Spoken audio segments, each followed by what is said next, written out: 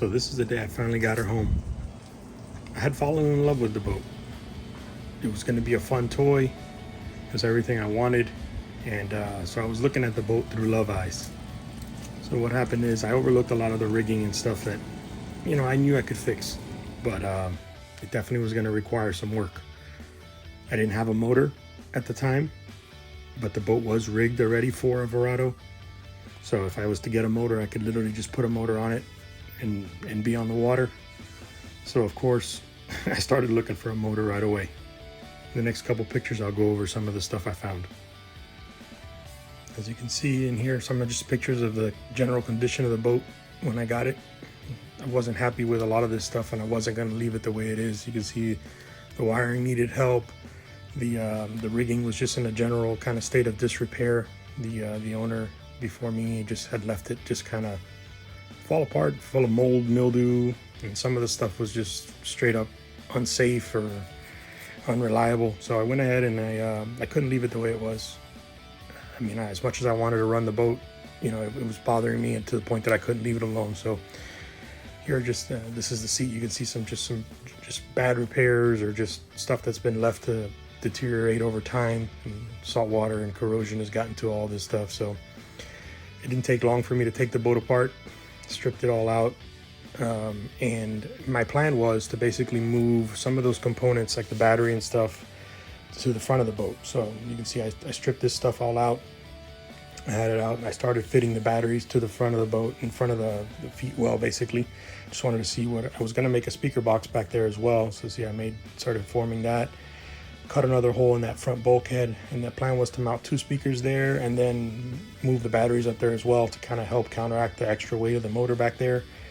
That was my plan anyway. So here's the execution of that. I put 2 cheap speakers in there just to see if they would work well. I was going to change them later. This is me buried deep in there trying to take everything apart. This is kind of what it looked like when I was finished there. I was happy with the way it looked. I also cleaned and repainted all the bilge and the rear areas back there, rear seat. Added a power steering cooler as well. It still had the old generation pump, so I was hoping that would live a little while. In the meantime, I found a motor. So we made the trip down to the Keys with my good buddy Jason. He's an accomplice in all of this. Got an older 300, had a bunch of hours on it, but it was a good deal. Couldn't pass it up, and it was going to get me on the water. We also picked up some other motors that were sunk. I'll discuss those in another video, but those will get rebuilt. Those are 2 350 horsepower power heads.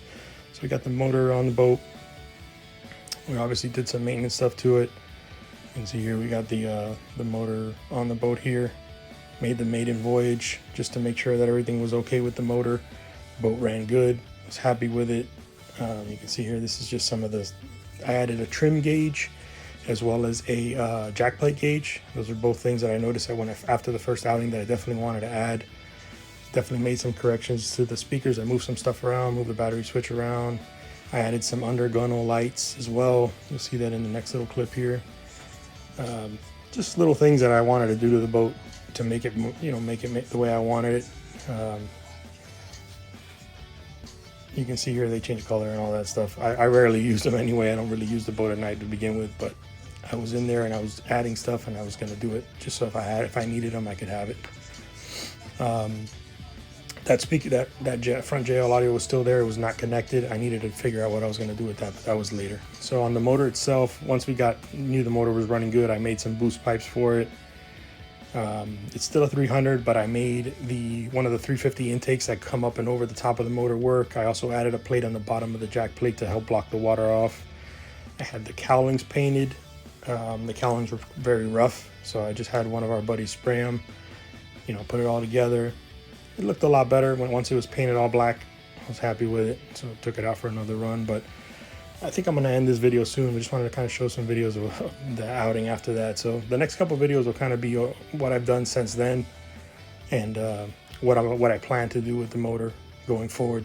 Obviously, this thing will eventually get more power, but so far at this point, that's all the power. It had just a regular 300. Eventually put a tune on it and a couple other things, but I'll discuss that in the next video. So just enjoy these pictures here, and see you on the next video.